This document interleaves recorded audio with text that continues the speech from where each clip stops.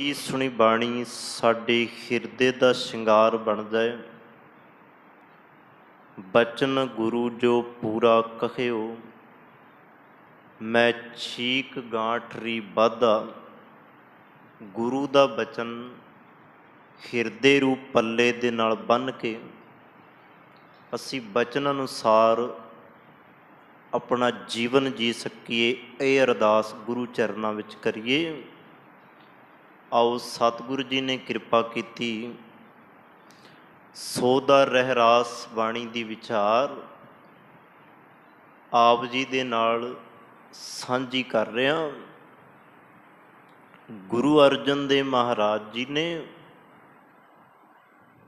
ਜਦੋਂ ਕਥਾ ਦੀ ਗੱਲ ਕੀਤੀ, ਵਿਚਾਰ ਦੀ ਗੱਲ ਕੀਤੀ, ਤੇ ਸਾਨੂੰ ਇਹ ਸਮਝਾਇਆ ਸਭ ਤੇ ਉੱਤਮ ਹਰ ਕੀ ਕਥਾ। ਇਸ ਤੋਂ ਉੱਤੇ ਕੁਝ ਵੀ ਨਹੀਂ। ਹਰੇਕ ਦੁਨੀਆ ਦੀ ਵਿਚਾਰ ਇਸ ਵਿਚਾਰ ਦੇ ਅੱਗੇ ਖਤਮ ਹੋ ਜਾਂਦੀ ਹੈ। ਸੋ ਗੁਰੂ ਦੀ ਜਿਹੜੀ ਗੱਲ ਹੈ ਨਾ, ਉਹ ਨਿਰੰਕਾਰ ਦੀ ਗੱਲ ਹੈ, ਤੇ ਨਿਰੰਕਾਰ ਦੀ ਗੱਲ ਸਤਿਗੁਰੂ ਜੀ ਕਹਿੰਦੇ ਆ ਸਦੀ ਵੀ ਸੱਚ ਹੋਂਦ ਨੂੰ ਪ੍ਰਗਟਾਉਂਦੀ ਹੈ, ਝੂਠ ਨੂੰ ਨਹੀਂ। ਇਸੇ ਕਰਕੇ ਗੁਰੂ ਅਰਜਨ ਦੇਵ ਮਹਾਰਾਜ ਜੀ ਨੇ ਆਖਿਆ ਸਭ ਤੇ ਉੱਤਮ ਹਰ ਕੀ ਕਥਾ। ਸਾਰਿਆਂ ਤੋਂ ਉੱਤੇ ਪਰਮਾਤਮਾ ਹਰੀ ਦੀ ਵਿਚਾਰ ਹੈ। ਤੇ ਅੱਗੇ ਕਹਿੰਦੇ ਆ ਨਾਮ ਸੁਨਤ ਦਰਦ ਦੁੱਖ ਲੱਥਾ। ਇਹ ਸੁਣਨ ਦੇ ਨਾਲ ਅੰਦਰ ਦੇ ਦਰਦ ਦੁੱਖ ਖਤਮ ਹੋ ਜਾਂਦੇ ਆ। ਗੁਰੂ ਗੋਬਿੰਦ ਸਿੰਘ ਮਹਾਰਾਜ ਜੀ ਵੀ ਕੁਝ ਇਸੇ ਤਰ੍ਹਾਂ ਹੀ ਸਾਨੂੰ ਸਮਝਾਉਂਦੇ ਆ ਕਿ ਵੀ ਰੱਬ ਦੀ ਸੰਭਾਲ ਕਰਨਾ ਸਾਡੇ ਲਈ ਬੜਾ ਜ਼ਰੂਰੀ ਹੈ। ਆਓ ਸਤਿਗੁਰ ਕਿਰਪਾ ਕਰੇ, ਬਾਣੀ ਦੀ ਸੰਭਾਲ ਦੇ ਨਾਲ ਨਾਲ ਅਸੀਂ ਬਾਣੇ ਦੀ ਸੰਭਾਲ ਵੀ ਕਰ ਲਈਏ। ਇਹ ਸਮੱਤ ਸਤਿਗੁਰ ਸਾਨੂੰ ਬਖਸ਼ਣ। ਵਿਚਾਰ ਨੂੰ ਆਰੰਭਣ ਤੋਂ ਪਹਿਲਾਂ ਸਾਹਿਬਾਂ ਦੇ ਚਰਨਾਂ 'ਚ ਸੀਸ ਨਵਾਈਏ, ਪਿਆਰ ਸਤਿਕਾਰ ਅਤੇ ਅਦਬ ਦੇ ਨਾਲ ਦੋਵੇਂ ਹੱਥ ਜੋੜ ਇੱਕੇ ਵਾਰੀ ਕਹਿਣ ਤੇ ਆਖੋ ਜੀ ਵਾਹਿਗੁਰੂ ਜੀ ਕਾ ਖਾਲਸਾ, ਵਾਹਿਗੁਰੂ ਜੀ ਕੀ ਫਤਿਹ। ਕੱਲ ਦੇ ਸ਼ਬਦ ਦੇ ਅੰਦਰ ਆਪ ਜੀ ਦੇ ਨਾਲ ਲਾਸਟ ਵਿੱਚ ਇਹ ਗੱਲ ਸਾਂਝੀ ਕੀਤੀ ਸੀ, ਜਿਹੜੇ ਪਰਮਾਤਮਾ ਨੂੰ ਭੁੱਲ ਜਾਂਦੇ ਆ, ਸਤਿਗੁਰੂ ਜੀ ਕਹਿੰਦੇ ਆ ਉਹ ਮਨੁੱਖ ਅਤ ਨੀਵੇਂ ਜੀਵਨ ਦੇ ਬਣ ਜਾਂਦੇ ਆ। ਅਤ ਨੀਵੇਂ ਜੀਵਨ ਦਾ ਭਾਵ ਸੀ ਆਪਣਾ ਜੀਵਨ ਖੁਆਰ ਕਰ ਲੈਂਦੇ ਆ, ਬਰਬਾਦ ਕਰ ਲੈਂਦੇ ਨੇ। ਤੇ ਬਰਬਾਦੀ ਆਪਾਂ ਰੋਜ਼ ਹੀ ਵੇਖ ਰਹੇ ਹਾਂ ਮਨੁੱਖ ਦੀ ਕਿਸ ਤਰ੍ਹਾਂ ਹੋ ਰਹੀ ਹੈ। ਜ਼ਿੰਦਗੀ ਤਾਂ ਜੀ ਰਿਹਾ, ਪਰ ਉਹ ਜ਼ਿੰਦਗੀ ਨਹੀਂ ਜੀ ਰਿਹਾ ਜਿਹੜੀ ਨਿਰੰਕਾਰ ਗੁਰੂ ਦੀ ਦੱਸੀ ਹੋਈ ਹੈ। ਇਸੇ ਕਰਕੇ ਗੁਰੂ ਅਰਜਨ ਦੇਵ ਮਹਾਰਾਜ ਜੀ ਕਹਿੰਦੇ ਹਰ ਬਿਸਰਤ ਸਦਾ ਖੁਆਰੀ, ਖਸਮ ਵਿਸਾਰੈ ਤੇ ਕਮਜਾਤ। ਹਰੀ ਪਰਮਾਤਮਾ ਭੁੱਲ ਗਿਆ, ਜੀਵਨ ਵਿੱਚ ਖੁਆਰੀ ਪੈਦਾ ਹੋ ਗਈ। ਤੇ ਸਤਿਗੁਰੂ ਜੀ ਇੱਥੇ ਹੀ ਨਹੀਂ, ਇਹ ਵੀ ਨਾਲ ਗੱਲ ਸਾਨੂੰ ਸਮਝਾ ਦਿੰਦੇ ਆ ਕਿ ਅਤ ਨੀਵਾਂ ਜੀਵਨ ਬਣਦਾ ਕਦੋਂ ਹੈ? ਜਦੋਂ ਸਿਰਫ ਬੰਦੇ ਦੇ ਜੀਵਨ ਦੇ ਅੰਦਰ ਸਿਰਫ ਸੰਸਾਰ ਦੀਆਂ ਚੀਜ਼ਾਂ ਰਹਿ ਜਾਣ, ਸੰਸਾਰ ਦੀਆਂ ਚੀਜ਼ਾਂ ਦੇ ਵਿੱਚੋਂ ਨਿਰੰਕਾਰ ਭੁੱਲ ਜਾਣ। ਸਤਿਗੁਰੂ ਜੀ ਕਹਿੰਦੇ ਜੀਵਨ ਉਦੋਂ ਵੀ ਬਰਬਾਦ ਹੋ ਜਾਂਦਾ ਹੈ। ਉਹ ਕਿਵੇਂ? ਇੱਕ ਬਚਨ ਆਪਾਂ ਪੜ੍ਹਦੇ ਹਾਂ ਸਤਿਗੁਰੂ ਜੀ ਦੀ ਬਾਣੀ ਦੇ ਅੰਦਰ। ਸਤਿਗੁਰੂ ਜੀ ਕਹਿੰਦੇ ਆ ਖਾਣਾ ਪੀਣਾ ਹੱਸਣਾ ਸੌਣਾ ਇਹ ਸੰਸਾਰੀ ਜੀਵਨ ਹੈ। ਜਿਸ ਦੇ ਜੀਵਨ ਦੇ ਅੰਦਰ ਕੱਲਾ ਖਾਣਾ ਹੀ ਹੈ, ਸਤਿਗੁਰੂ ਜੀ ਕਹਿੰਦੇ ਆ ਉਹ ਵੀ ਜੀਵਨ ਕੋਈ ਚੰਗਾ ਨਹੀਂ, ਅਤ ਗਿਰਿਆ ਹੋਇਆ ਜੀਵਨ ਹੈ। ਜਿਸ ਜੀਵਨ ਦੇ ਅੰਦਰ ਪੀਣਾ ਹੀ ਹੈ, ਹੱਸਣਾ ਹੀ ਹੈ ਤੇ ਸੋਣਾ ਹੀ ਹੈ, ਇਹਨਾਂ ਵਿੱਚੋਂ ਇਹ ਸਾਰੇ ਕਰਮ ਪਸ਼ੂ ਵੀ ਕਰਦੇ ਆ। ਤੇ ਪਸ਼ੂ ਦਾ ਜੀਵਨ ਕੋਈ ਚੰਗਾ ਜੀਵਨ ਨਹੀਂ, ਉਹ ਤਾਂ ਜੂਨ ਭੋਗ ਰਿਹਾ। ਸਤਿਗੁਰੂ ਜੀ ਕਹਿੰਦੇ ਜੇ ਪਸ਼ੂ ਪੁਣਾ ਹੀ ਵਿਖਾਉਣਾ ਹੈ ਤੇ ਫਿਰ ਪਸ਼ੂ ਹੀ ਚੰਗਾ ਹੈ। ਸੋ ਸਤਿਗੁਰੂ ਜੀ ਕਹਿੰਦੇ ਆ ਖਾਣਾ ਪੀਣਾ ਹੱਸਣਾ ਸੌਣਾ ਵਿਸਰ ਗਿਆ ਹੈ ਮਰਨਾ, ਖਸਮ ਵਿਸਾਰ ਖੁਆਰੀ ਕੀਨੀ, ਖਸਮ ਵਿਸਾਰੈ ਤੇ ਕਮਜਾਤ, ਖਸਮ ਵਿਸਾਰ ਖੁਆਰੀ ਕੀਨੀ ਧ੍ਰਿਗ ਜੀਵਨ ਨਹੀਂ ਰਹਿਣਾ। ਇਹੋ ਜਿਹੇ ਜੀਵਨ ਦਾ ਕਰਨਾ ਵੀ ਕੀ ਹੈ, ਜਿਸ ਜੀਵਨ ਦੇ ਅੰਦਰ, ਜਿਸ ਜ਼ਿੰਦਗੀ ਦੇ ਅੰਦਰ, ਜਿਸ ਸਵਾਸ ਦੇ ਅੰਦਰ ਪਰਮਾਤਮਾ ਦੀ ਸਿਫਤੋ ਸਲਾਹ ਨਹੀਂ, ਜਿਹਦੇ ਅੰਦਰ ਰੱਬ ਹੀ ਯਾਦ ਨਹੀਂ। ਤੇ ਇੱਥੇ ਬਸ ਨਹੀਂ, ਸਤਿਗੁਰੂ ਗੁਰੂ ਗ੍ਰੰਥ ਸਾਹਿਬ ਮਹਾਰਾਜ ਹੋਰ ਵੀ ਕਈ ਪੱਖ ਨੇ ਜਿਹੜੇ ਸਾਨੂੰ ਸਾਡੀ ਜ਼ਿੰਦਗੀ ਦੇ ਨਾਲ ਜੁੜੇ ਹੋਏ ਸਮਝਾ ਦਿੰਦੇ ਆ। ਵੈਸੇ ਧੰਨ ਗੁਰੂ ਗ੍ਰੰਥ ਸਾਹਿਬ ਮਹਾਰਾਜ ਜੀ ਦੀ ਬਾਣੀ ਸਾਡੇ ਲਈ ਇੱਕ ਦਰਪਣ, ਇੱਕ ਸ਼ੀਸ਼ਾ ਹੈ। ਇਹਦੇ ਵਿੱਚੋਂ ਅਸੀਂ ਆਪਣੀ ਜ਼ਿੰਦਗੀ ਨੂੰ ਵੇਖ ਸਕਦੇ ਹਾਂ ਕਿ ਵੀ ਆਪਾਂ ਕਿਸ ਜ਼ਿੰਦਗੀ ਦੇ ਮੋੜ 'ਤੇ ਖਲੋਤੇ ਹੋਏ ਹਾਂ। ਜਦੋਂ ਆਪਾਂ ਬਾਣੀ ਵਿੱਚੋਂ ਆਪਣੇ ਆਪ ਨੂੰ ਵੇਖਣ ਦੀ ਕੋਸ਼ਿਸ਼ ਕਰਦੇ ਹਾਂ ਨਾ, ਫਿਰ ਕੋਈ ਚੰਗਾ ਨਹੀਂ ਸਾਨੂੰ ਆਪਣੇ ਆਪ ਵਿੱਚੋਂ ਲੱਗਦਾ। ਕਿਉਂ? ਸਤਿਗੁਰੂ ਜੀ ਨੇ ਜਿਹੜਾ ਜੀਵਨ ਸਾਨੂੰ ਦੱਸਿਆ ਉਹਦੇ ਅਨੁਸਾਰ ਇੱਕ ਕਦਮ ਵੀ ਆਪਾਂ ਨਹੀਂ ਤੁਰ ਪਾਉਂਦੇ। ਜਿੰਨੇ ਵੀ ਕਦਮ ਤੁਰੇ ਆ ਉਹ ਸੰਸਾਰੀ ਦੁਨੀਆ ਵੱਲ ਤੁਰੇ ਆ। ਫਿਰ ਮੈਂ ਬੇਨਤੀ ਇੱਥੇ ਇੱਕ ਹੋਰ ਕਰਦੇ ਹਾਂ, ਸਾਡਾ ਜੀਵਨ ਜਿਹੜਾ ਹੈ ਨਾ ਉਹਦੇ ਦੋ ਪੱਖ ਨੇ ਜਿਹੜੇ ਬਾਣੀ ਨੇ ਸਾਡੇ ਨਾਲ ਸਾਂਝੇ ਕੀਤੇ ਆ। ਅਕਸਰ ਵਿਦਵਾਨਾਂ ਨੇ ਵੀ ਜਦੋਂ ਇਹਦੀ ਵਿਚਾਰ ਇਹਦੇ ਬਾਰੇ ਲਿਖਿਆ ਤੇ ਉਹਨਾਂ ਨੇ ਵੀ ਬੜੀ ਕਮਾਲ ਦੀਆਂ ਗੱਲਾਂ ਲਿਖੀਆਂ। ਇੱਕ ਕਿਤਾਬ ਹੈ ਗਿਆਨੀ ਅਮਰੀਕ ਸਿੰਘ ਹੋਣਾ ਦੀ ਲਿਖੀ, ਸੰਸਾਰ ਤੋਂ ਨਿਰੰਕਾਰ। ਉਹਦੇ ਵਿੱਚ ਅੱਜ ਮੈਂ ਬੈਠਾ ਪੜ੍ਹਦਾ ਸਾਂ, ਉਹਨਾਂ ਨੇ ਬੰਦੇ ਦੀ ਜ਼ਿੰਦਗੀ ਦਾ ਸਫ਼ਰ ਦੋ ਪੜਾਵਾਂ ਵਿੱਚ ਲਿਆ। ਸਤਿਗੁਰੂ ਉਹਦੇ ਵਿੱਚ ਉਹ ਕਹਿੰਦੇ ਆ ਰਹਿਣਾ ਸੰਸਾਰ ਵਿੱਚ ਹੈ, ਸੰਸਾਰ ਵਿੱਚ ਰਹਿ ਕੇ ਨਿਰੰਕਾਰ ਨੂੰ ਪ੍ਰਾਪਤ ਕਰਨਾ। ਭਾਵ ਜ਼ਿੰਦਗੀ ਜਿਹੜੀ ਹੈ, ਜੀਵਨ ਜਿਹੜਾ ਉਹ ਸੰਸਾਰ ਤੋਂ ਨਿਰੰਕਾਰ ਤੱਕ ਦਾ ਸਫ਼ਰ ਹੈ। ਪਰ ਬਦਕਿਸਮਤੀ ਹੈ ਬੰਦੇ ਦੀ, ਇਹ ਸੰਸਾਰ ਵਿੱਚ ਜੀ ਲੈਂਦਾ ਹੈ ਪਰ ਨਿਰੰਕਾਰ ਦੀ ਰੰਗਤ ਵਿੱਚ ਨਹੀਂ ਜੀ ਪਾਉਂਦਾ। ਭਾਵ ਇਹ ਨਿਰੰਕਾਰ ਨੂੰ ਨਹੀਂ ਧਿਆ ਪਾਉਂਦਾ, ਸੰਸਾਰ ਨੂੰ ਰੋਜ਼ ਹੀ ਧਿਆਉਂਦਾ ਹੈ। ਇਸੇ ਕਰਕੇ ਸਤਿਗੁਰੂ ਜੀ ਕਹਿੰਦੇ ਆ ਖਸਮ ਵਿਸਾਰੈ ਤੇ ਕਮਜਾਤ।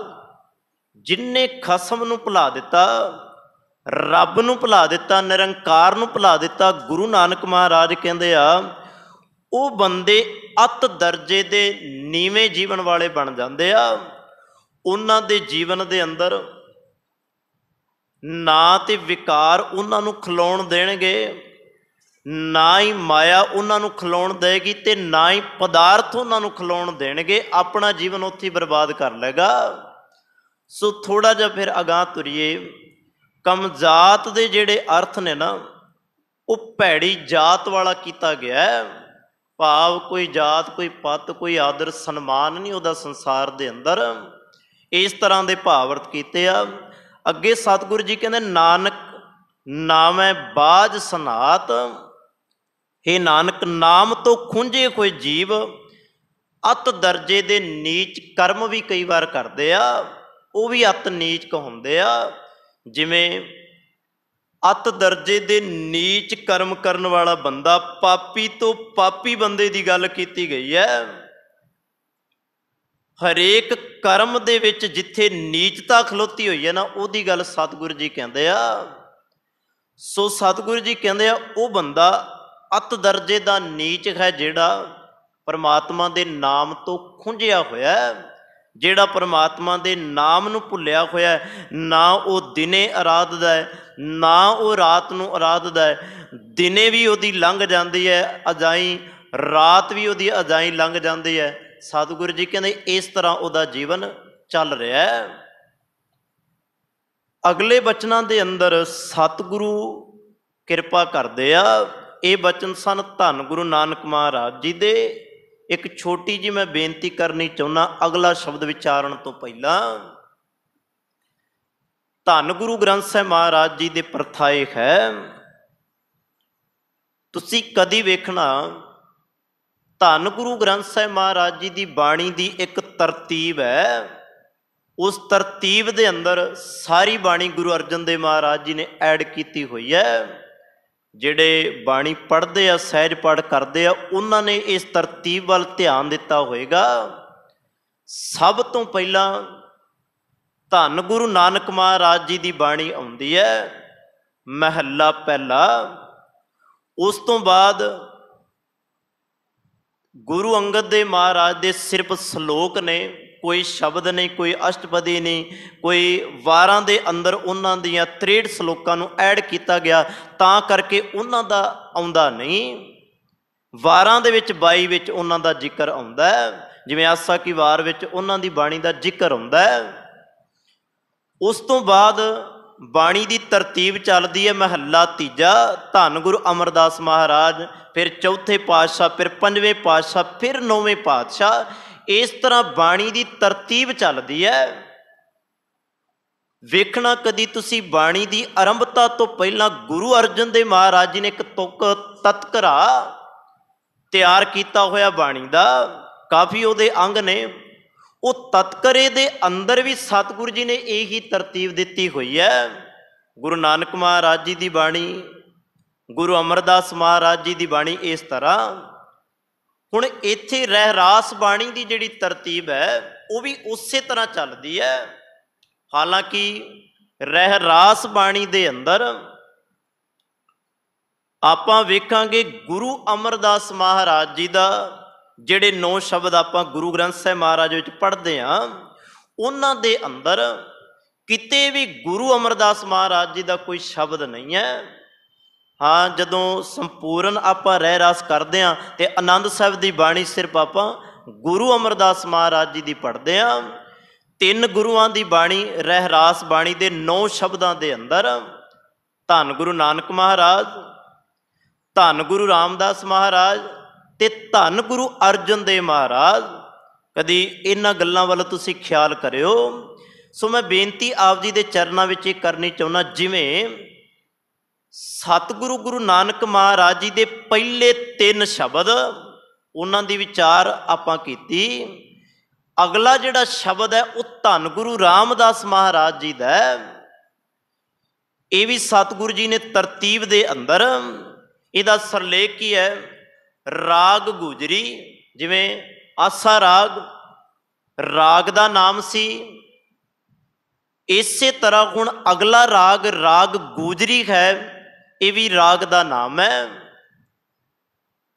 ਇਸ ਰਾਗ ਦੇ ਅੰਦਰ ਧੰਨ ਗੁਰੂ ਰਾਮਦਾਸ ਮਹਾਰਾਜ ਚੌਥੇ ਪਾਤਸ਼ਾਹ ਇਹ ਸ਼ਬਦ ਸਾਡੇ ਸਾਹਮਣੇ ਰੱਖਦੇ ਆ, ਸਾਡੀ ਜ਼ਿੰਦਗੀ ਦਾ ਹਿੱਸਾ ਬਣਾਉਂਦੇ ਆ, ਸਾਡੇ ਨਿਤਨੇਮ ਦਾ ਹਿੱਸਾ ਬਣਾਉਂਦੇ ਨੇ। ਇੱਕ ਫਿਰ ਮੈਂ ਬੇਨਤੀ ਤੁਹਾਡੇ ਚਰਨਾਂ ਵਿੱਚ ਕਰਨੀ ਚਾਹੁੰਦਾ। ਕਈ ਸੱਜਣ ਇਹ ਗੱਲ ਕਹਿੰਦੇ ਆ, ਕਈ ਸ਼ਬਦ ਨੇ ਜਿਹੜੇ ਸਤਿਗੁਰੂ ਗੁਰੂ ਰਾਮਦਾਸ ਮਹਾਰਾਜ ਜੀ ਨੇ ਗੁਰੂ ਬਣਨ ਤੋਂ ਪਹਿਲਾਂ ਉਚਾਰਨ ਕੀਤੇ ਨਹੀਂ। ਇਤਿਹਾਸ ਦੇ ਅੰਦਰ ਐਸਾ ਕੋਈ ਜ਼ਿਕਰ ਨਹੀਂ ਆਉਂਦਾ। ਜਿਤਨੀ ਵੀ ਬਾਣੀ ਗੁਰੂ ਰਾਮਦਾਸ ਮਹਾਰਾਜ ਜੀ ਨੇ ਉਚਾਰਨ ਕੀਤੀ ਹੈ, ਗੁਰੂ ਬਣਨ ਤੋਂ ਬਾਅਦ ਉਚਾਰਨ ਕੀਤੀ ਹੈ। ਆ ਜਿਹੜੇ ਆਪਾਂ ਸ਼ਬਦ ਪੜ੍ਹਦੇ ਆ ਨਾ, ਸਤਿਗੁਰੂ ਗੁਰੂ ਰਾਮਦਾਸ ਮਹਾਰਾਜ ਜੀ ਦੇ ਪਰਥਾਏ ਕਿ ਵੀ ਸਤਿਗੁਰੂ ਜੀ ਨਿਮਰਤਾ ਦੇ ਵਿੱਚ ਗੁਰੂ ਅਮਰਦਾਸ ਮਹਾਰਾਜ ਜੀ ਨੂੰ ਬੇਨਤੀ ਕਰਦੇ। ਜਿਵੇਂ ਇਸੇ ਸ਼ਬਦ ਦੇ ਅੰਦਰ, ਇਸ ਸ਼ਬਦ ਦਾ ਜਿਹੜਾ ਵਿਚਾਰ ਹੈ, ਵਿਚਾਰਵਾਨ ਕਹਿੰਦੇ ਆ, ਸਤਿਗੁਰੂ ਜੀ ਦੀ ਇੱਕ ਨਿਮਰਤਾ ਭਾਵਨਾ, ਇੱਕ ਬੇਨਤੀ, ਇੱਕ ਜੋਦੜੀ ਉਸ ਗੁਰੂ ਦੇ ਚਰਨਾਂ ਵਿੱਚ ਹੈ। ਕਿਸ ਤਰ੍ਹਾਂ ਦੀ ਜੋਦੜੀ ਕਰਦੇ ਆ, ਕਿਸ ਤਰ੍ਹਾਂ ਦੀ ਬੇਨਤੀ ਕਰਦੇ ਆ, ਇਸ ਸ਼ਬਦ ਦੇ ਵਿੱਚੋਂ ਆਪਾਂ ਵੇਖੀਏ। ਗੁਰੂ ਰਾਮਦਾਸ ਮਹਾਰਾਜ ਕਿਰਪਾ ਕਰਦੇ ਆ, ਹਰ ਕੇ ਜਨ ਸਤ ਗੁਰ ਸਤ ਪੁਰਖਾ। ਫਿਰ ਮੈਂ ਇੱਕ ਬੇਨਤੀ ਤੁਹਾਡੇ ਚਰਨਾਂ 'ਚ ਕਰਨੀ ਚਾਹੁੰਦਾ। ਬੱਚਾ ਹੁੰਦਾ ਨਾ, ਉਹ ਮਾਂ ਨੂੰ ਇੱਕ ਆਵਾਜ਼ ਮਾਰਦਾ ਹੈ, ਮਾਂ ਨਹੀਂ ਸੁਣਦੀ। ਦੂਜੀ ਆਵਾਜ਼ ਮਾਰਦਾ ਹੈ, ਮਾਂ ਨਹੀਂ ਸੁਣਦੀ। ਹਾਲਾਂਕਿ ਉਹਦੇ ਮਨ ਵਿੱਚ ਇੱਕੋ ਹੀ ਗੱਲ ਹੈ ਕਿ ਮੈਂ ਕਿਸੇ ਹੋਰ ਨੂੰ ਆਵਾਜ਼ ਮਾਰਾਂਗਾ, ਉਹਨੇ ਬਿਲਕੁਲ ਹੀ ਨਹੀਂ ਸੁਣਨੀ। ਮਾਂ ਨੂੰ ਆਵਾਜ਼ ਮਾਰਾਂਗਾ, ਮਾਂ ਸੁਣ ਲਏਗੀ। ਤੀਜੀ ਆਵਾਜ਼ ਮਾਰਦਾ ਹੈ, ਮਾਂ ਉਹਦੀ ਗੱਲ ਸੁਣ ਲੈਂਦੀ ਹੈ। ਕਿੰਨੀ ਕਮਾਲ ਦੀ ਗੱਲ ਹੈ। गुरु रामदास महाराज सतगुरु जी भी सानू एक ही गल समझा रहे आ, तेरा काम है गुरु नू आवाज मारना। असल विच हुंदा पता की है, साडी एक कह लो कि भी बदकिस्मती जी है। ਆਪਾਂ ਕਹਿੰਦੇ ਆ कि भी जिवें दुनिया दे लोग साडी एक आवाज़ मारन दे नाल सुन लेंदे आ ना, गुरु भी साडी एक आवाज़ ते साडी गल सुन लै। आपां ये चाहुंदे आ, यही चाहुंदे आ ना आपां कि भी गुरु एक आवाज़ ते साडी गल सुन लै। गुरु मेरियां अरदास मैं इक्को वारी करां, गुरु मेरी अरदास सुन लै। साध संगत गुरु रामदास महाराज जी तो कुछ सीखिए। गुरु रामदास महाराज कहते हर के जन आ पहली आवाज है, सत गुर सत पुरखा। पहला सत गुर सत पुरखा, ये दूजी आवाज है। बिनो करो गुर पास, ये तीजी आवाज है। इक्को पंक्ति दे अंदर तीन आवाज़ां गुरु नूं दित्तियां जा रही ने। फिर ध्यान नाल इस शब्द नूं सुनियो, ध्यान नाल इहदे भावअर्थां नूं समझ लो। इक्को पंक्ति दे अंदर तीन आवाज़ां गुरु नूं मारियां जा रही ने, ते मेरे वर्गा कहंदा कि भी इक्को वारी वो सुन लै। किते गुरु रामदास महाराज जी दा जीवन पढ़ के तां वेखियो। हुण फिर मैं बेनती तुहाडे चरनां विच करनी चाहुंदा, गुरु अंगद दे महाराज सतगुर 9 साल गुरु नानक महाराज जी के चरणों की सेवा करते रहे आ। एक दिन भी सेवा करके गुरु चरणों में प्रवान नहीं सन हो सकते। 9 साल करने की की लोड़ सी? चलो साल कर लेंदे, 2 साल कर लेंदे, 9 साल सेवा की उन्होंने। क्यों? क्योंकि चेते रखना, गुरु जिहड़ा है ना, उहदा सुभाव है अपने सिख की परख करना। वो परख करता रहिंदा है।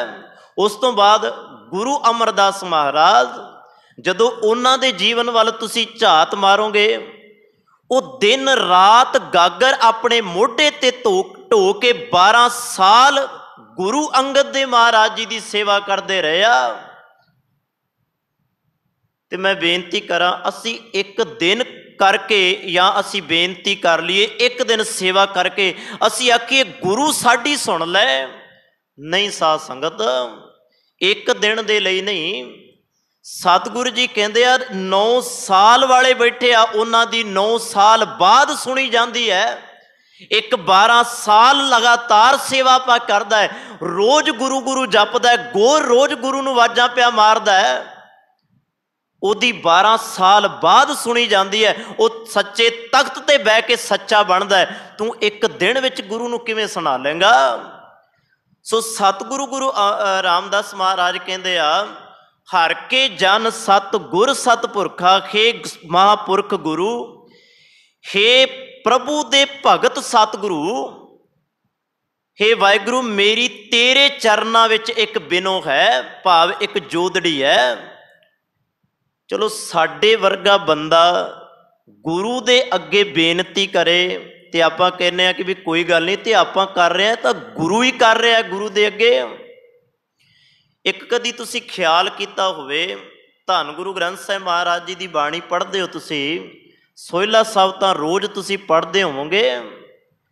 सोहिला साहब बाणी के अंदर कदी ख्याल किया, धन गुरु अर्जन देव महाराज हथ जोड़ के रोज़ सानू बेनती करते आ।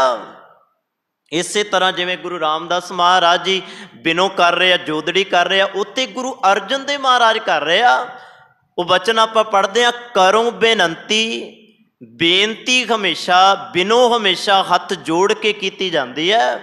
कोई है इहो जिहा बंदा जिहड़ा बिना हथ जोड़े उहदे अगे अरदास बेनती करदा होवे?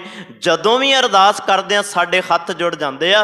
सगों आपां पढ़दे ही ये हां, दोए कर जोर करो अरदास।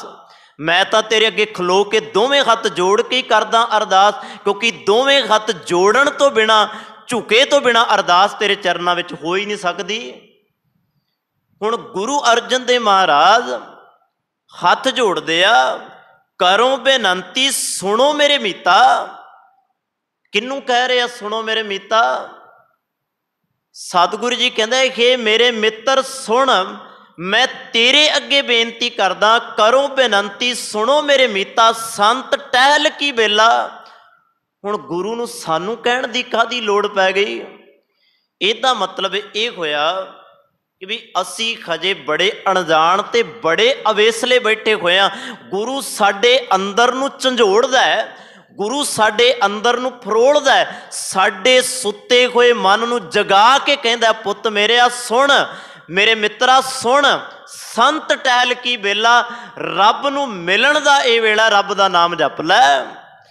गुरु रामदास महाराज भी ये कह रहे आ, गुरु दे अगे अरदास करके कहते हैं बिनो करो गुर पास, हे गुरु मैं तेरे अगे अरदास करदा, मैं तेरे अगे बेनती करदा। मैं एक होर बेनती तुहाडे चरनां च करनी है। पिछे भी कई बार मैं ये बेनतियां तुहाडे नाल साझीआं कीतियां ने। गुरबाणी नूं कदी भी तेजी विच नहीं आपां पढ़ना। जदों तुसीं बाणी नूं, दो चीज़ां ने तुहाडे सामने, एक तुसीं हो, एक गुरु है। जदों तुसीं ते गुरु आमो सामने बह के एक दूजे नाल गल्लां करोगे ना, तुसीं गल उदों बननी है। हुण आपां पता की करदे आ, आपां गुरु नूं विचों कढ दिंदे आ, पढ़ गुरबाणी रहे हुंदे आ। आपां किवें पढ़दे आ? आपां इस तरह पढ़दे आ, हर के जन सतगुर सतपुरखा बिनो करो प्रका। आपां ये पढ़दे आ फास्ट तेज। उत्थे गुरु नहीं फिर चेते रखना शामिल होंदा, क्योंकि गुरबाणी गुरु दे नाल गल्लां करनियां ने। जेकर आपां गल्लां ही गुरु नाल ना कीतियां, फिर आपां किवें सतगुर सतपुरखा कह देंगे? क्योंकि इत्थे गल कीती जा रही है गुरु दे नाल, ते आपां भी उस ढंग दे नाल गुरबाणी पढ़नी है, ताकि सानू महसूस होवे मेरा गुरु मेरे सामने बैठा, मेरी ते गुरु दी आपसी एक गल हो रही है, सांझ हो रही है। इस भाव के अंदर तुसी बाणी पढ़ोगे, उहदा आनंद बड़ा कमाल दा है। सो सतगुरु जी कहते हर के जन सतगुर सतपुरखा बिनो करो गुर पास। हे गुरु सतगुरु मैं तेरे चरनां विच अरदास कर लगा। फिर एक बेनती ध्यान नाल सुनियो, सतगुर दे चरनां च ही बेनती क्यों करनी है? ये भी साडे बेनती तो किसी के अगे भी की जा सकती है। दुनिया के अंदर बड़ा कुछ है, बड़ा कुछ लोग ध्या रहे आ, बड़ा कुछ लोग सुन रहे आ, किसी के अगे भी बेनती की जा सकती है। ध्यान दे लई गुरु भी अनेकां ने, अरदासां दे लई बड़ा कुछ बनया होया, जिहदे अगे मर्जी कर लो। गुरु अगे क्यों? मैं बेनती करा, गुरु अगे अरदास, गुरु अगे बेनती आपां पता क्यों करनी है? गुरु अर्जन देव महाराज एक बचन बड़ा कमाल दा सानू समझाउंदे आ। गुरु अगे क्यों? सतगुरु जी कहते ज्ञान ध्यान किछ कर्म ना जाना, सार ना जाना तेरी। क्योंकि जिस गुरु दे बारे संसार दे लोगों मैं तुहानू दसन लगा, उहदी सार नू कोई नहीं जानदा। हो सकदा दुनिया दे गुरुआं दे बारे तुसी हज़ारां गल्लां जानदे हो, पर ये ओ गुरु है जिहदी सार ही कोई नहीं जानदा। कोई जानन दी कोशिश भी करदा है ते इस नू जान नहीं पाउंदा। इस करके ज्ञान ध्यान किच कर्म ना जाना, सार ना जाना तेरी। सब ते वड्डा सतगुर नानक जिन कल राखी मेरी। मैं इनू वड्डा जान के इहदे अगे अरदास करन लगा, क्योंकि इहदे तो वड्डा मैनू दुनिया ते कोई नज़र नहीं आउंदा। फिर ध्यान नाल सुनियो, इहदे अगे अरदास क्यों करनी है? सतगुरु गुरु अर्जन देव महाराज जी का एक आपां बचन पढ़ते हैं, इस गुरु दे अगे अरदास क्यों करिए? भुले मार्ग जिन्हें बताया, दुनिया का ऐसा कोई गुरु नहीं जेड़ा मेरी भटकना खत्म कर दे, जेड़ा मेरे अंदर दे भरम खत्म कर दे, जेड़ा मेरे अंदरों पखंड कढ़ के मेरे अंदर धर्म पैदा कर दे। वो मैनू इको ही दिसिया, वो है धन गुरु ग्रंथ साहिब महाराज। एक ही मैनू कहंदा भुले मार्ग जिन्हें बताया, ऐसा गुर वड भागी पाया। इस करके बिनो करो गुर पास, असी कदी उहदे कोल नहीं जांदे जेड़ा साडी भटकना ना कढ़ के सगों सानू होर भटकना विच पा दे। असी कदी जाके उहदे अगे नहीं खलोंदे। ਅਸੀਂ ਜਦੋਂ ਵੀ ਖਲੋਨੇ ਆ ਇਹਦੇ ਅੱਗੇ ਖਲੋ ਕੇ ਆ ਕੇ ਕਹਿੰਦੇ ਆ ਐਸੇ ਸਾ ਗੁਰ ਕੋ ਬਲ ਬਲ ਜਾਈਏ ਆਪ ਮੁਕਤ ਮੋਹਿ ਧਾਰੈ। ਹੁਣ ਇੱਥੇ ਇੱਕ ਸ਼ਬਦ ਆਇਆ ਸਤਿਗੁਰ ਸਤਿਪੁਰਖਾ, ਇਹਨੂੰ ਵੀ ਥੋੜਾ ਜਿਹਾ ਸਮਝਿਓ। ਸਤਿਗੁਰ ਕੌਣ ਹੁੰਦਾ? ਸਤਿਗੁਰ ਦੀ ਪਹਿਚਾਣ ਕਿਵੇਂ ਕਰੀਏ? ਕਿਉਂਕਿ ਉਹਦੇ ਅੱਗੇ ਅਸੀਂ ਬੇਨਤੀ ਕਰਨੀ ਹੈ, ਉਹਦੇ ਅੱਗੇ ਅਸੀਂ ਜੋਦੜੀ ਕਰਨੀ ਹੈ, ਤੇ ਆਪਾਂ ਨੂੰ ਇਹੀ ਨਹੀਂ ਪਤਾ ਕਿ ਵੀ ਜਿਹਦੇ ਅੱਗੇ ਅਸੀਂ ਜੋਦੜੀ ਕਰਦੇ ਹਾਂ ਉਹ ਹੈ ਕੌਣ। ਕਿ ਸੱਚ ਵਿੱਚ ਉਹਨੇ ਸਤਿਪੁਰਖ ਨੂੰ ਜਾਣਿਆ ਹੋਇਆ, ਕਿ ਸੱਚ ਵਿੱਚ ਉਹ ਨਿਰੰਕਾਰ ਦੀ ਰੰਗਤ ਦੇ ਬਾਰੇ ਕੁਝ ਜਾਣਦਾ, ਸੱਚ ਵਿੱਚ ਉਹ ਬ੍ਰਹਮ ਦੇ ਵਿੱਚ ਕੁਝ ਲੀਨ ਹੋਇਆ ਹੈ, ਕਿ ਇਵੇਂ ਗੱਲਾਂ ਹੀ ਨੇ। ਕਦੀ ਆਪਾਂ ਇਹਨਾਂ ਗੱਲਾਂ ਵੱਲ ਖਿਆਲ ਨਹੀਂ ਕਰਦੇ, ਆਪਾਂ ਫਿਰ ਉਹਨਾਂ ਅੱਗੇ ਬਹਿੰਦੇ ਹਾਂ ਜਿਨ੍ਹਾਂ ਨੂੰ ਕੁਝ ਪਤਾ ਹੀ ਨਹੀਂ ਹੁੰਦਾ। ਮੈਂ ਬੇਨਤੀ ਕਰਾਂ, ਸਤਿਗੁਰ ਦੀ ਇੱਕ ਨਿਸ਼ਾਨੀ ਹੈ ਜਿਸ ਤੋਂ ਪਤਾ ਲੱਗਦਾ ਕਿ ਵੀ ਇਹ ਸੱਚਾ ਸਤਿਗੁਰ ਹੈ। ਇਹਦੇ ਅੱਗੇ ਅਰਦਾਸ ਕਰਾਂਗਾ ਉਹ ਪੂਰੀ ਹੋ ਜਾਏਗੀ, ਬਿਨੋਂ ਕਰਾਂਗਾ ਪੂਰੀ ਹੋ ਜਾਏਗੀ। ਇੱਕ ਵਚਨ ਆਪਾਂ ਪੜ੍ਹਦੇ ਹਾਂ ਧੰਨ ਗੁਰੂ ਅਰਜਨ ਦੇਵ ਮਹਾਰਾਜ ਜੀ ਦਾ। ਸੁਖਮਨੀ ਸਾਹਿਬ ਬਾਣੀ ਤੁਸੀਂ ਸਾਰੇ ਪੜ੍ਹਨ ਵਾਲੇ ਬੈਠੇ ਹੋ।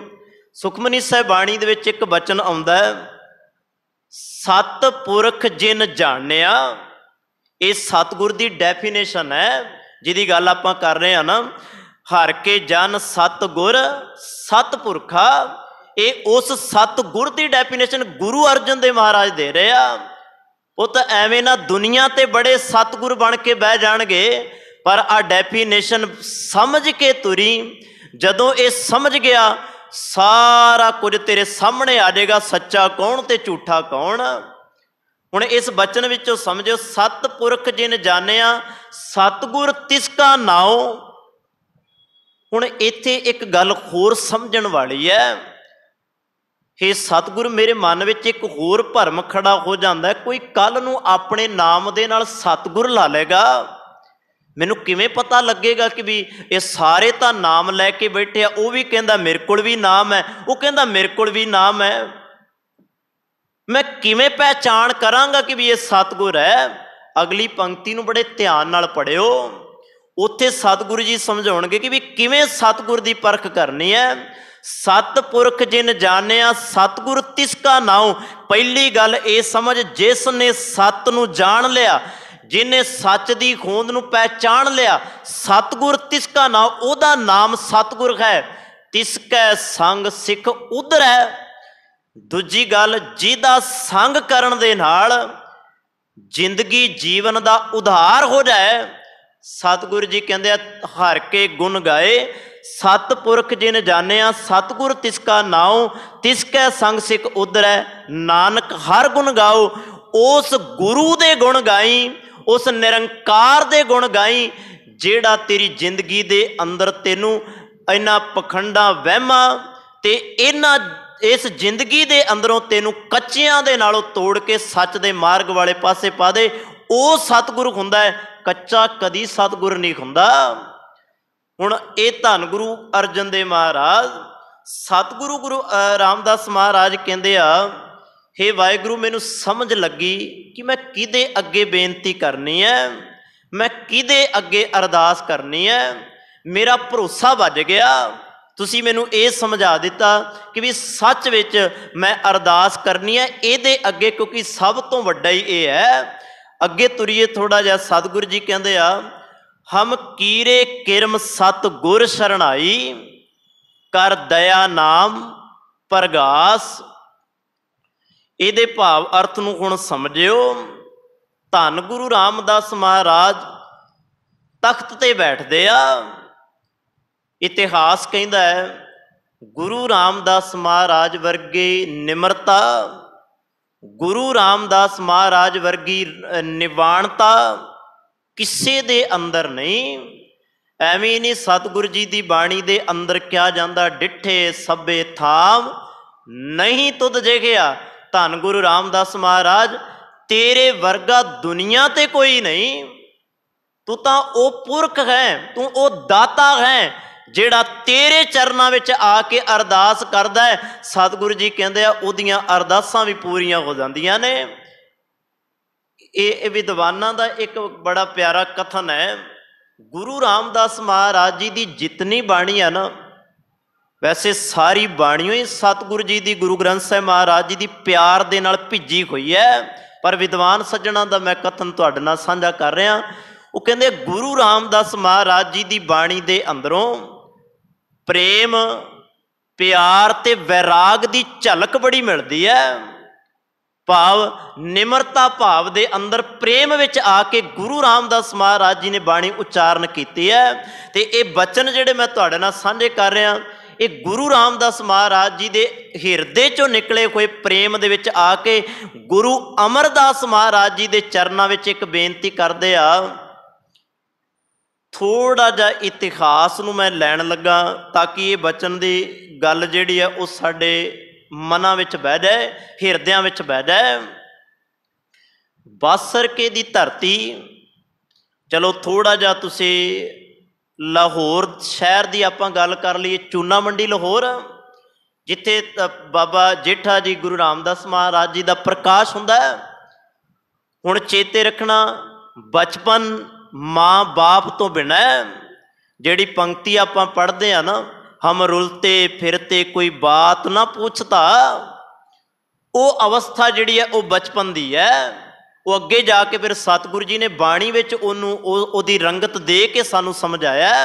तख्त ते बैठण तो बाद हुण बचपन माँ बाप तो बिना बासरके दी धरती ते नानी माँ दे नाल रह रहे ने, घुंगणियां वेच के घर दा गुजारा करते ने।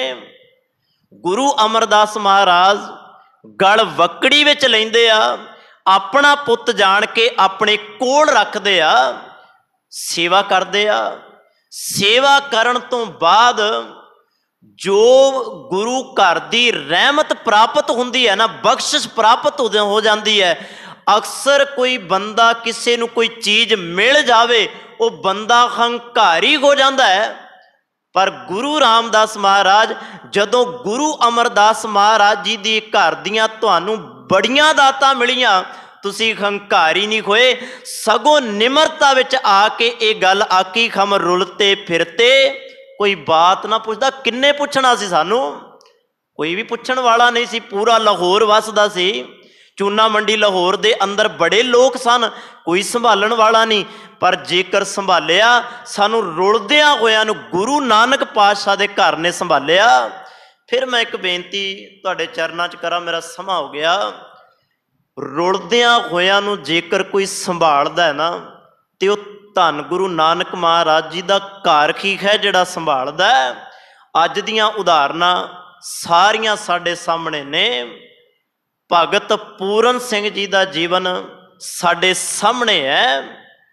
होर भी अनेकां इहो जे मरजीवड़े सिख ने। चलो आपां कल इसे प्रसंग नूं इथों आधार बना के अगलियां जिहड़ियां पंक्तियां ने उहदी विचार सांझी करांगे। सो सतगुर दाता कृपा करे, इन्नी को बेनती प्रवान करियो। भुल्लां दी खिमा, बोलदियां पासों अनेकां हो जांदियां ने। सतगुर जी गुरु की संगत बख्शण हार खै जी बख्श देना। वाहिगुरू जी का खालसा, वाहिगुरू जी की फतेह। राम कली महला तीजा। आनंद एक